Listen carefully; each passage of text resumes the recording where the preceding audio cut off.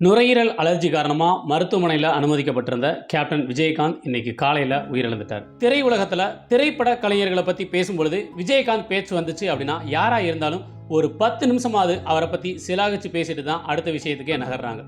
அப்படி விஜயகாந்த் என்னதான் பண்ணிட்டாரு? இந்த திரைப்படத்துறையில் இருக்கிறவங்க அவரை தலையில் தூக்கி வச்சு கொண்டாடுறதுக்குண்டான காரணம் என்ன? விஜயராஜ் அழகர் சாமியா மதுரையில் 10வது மட்டுமே படிச்சிருந்த விஜயகாந்த் தமிழ் சினிமாவில் சாதிச்சது ஒரு சரித்திர கதை. எளிய தோற்றம் இருக்கக்கூடிய மனிதர்களும் சினிமாவில் சாதிக்க முடியும் அப்படிங்கிற நம்பிக்கையை தமிழ் சினிமாவுக்கு விதைச்சதுல விஜயகாந்தனுடைய பங்குமே அளவுக்கு அதிகமாக இருக்கு. விஜயகாந்தனுடைய தூரத்து இடிமுழக்கம் அப்படிங்கிற படம் வெற்றி அடைகிறதுக்கு முன்னவர இவர் சந்திக்காத விமர்சனங்களே இல்லை. இவர் வெற்றி அடைஞ்சதுக்கு பின்னாடி இவரோட சேர்ந்து போராடின அத்தனை பேரையும் வெற்றி அடைய வச்சது தான் விஜயகாந்தனுடைய தனிச்சிறப்பு. 1980களில் தமிழ் சினிமாவில் இயக்குனர் ஆகிறதுக்கு போராடிக்கிட்டு இருந்த பல உதவி இயக்குநர்களுக்கு தங்குற இடமா இருந்தது விஜயகாந்தனுடைய அலுவலகம் தான். அவருடைய அலுவலகம் தான் வாய்ப்புக்காக போராடின அத்தனை உதவி இயக்குநர்களுக்கும் தெரிஞ்ச ஒரே தாஜ்மஹால்.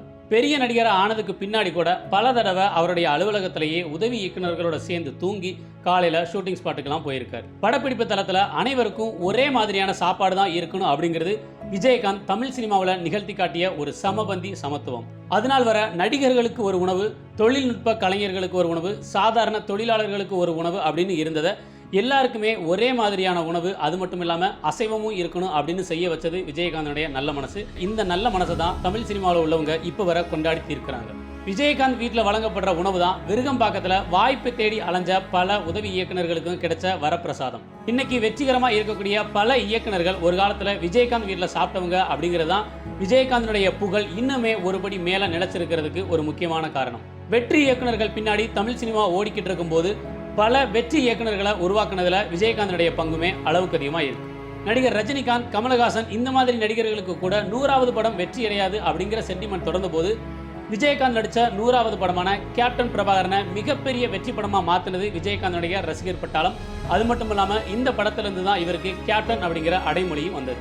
இப்படி விஜயகாந்தனுடைய சாதனைகளை பற்றி பல பேரும் பேசும்பொழுது முக்கியமாக எல்லாரும் சொல்கிற ஒரு விஷயம் நடிகர் சங்கத்தை கடன்ல இருந்து மீட்டது. இந்த கதையை ஒரு பாகுபலி கதை மாதிரி சொல்றதுக்கு பல காரணங்கள் இருக்கு.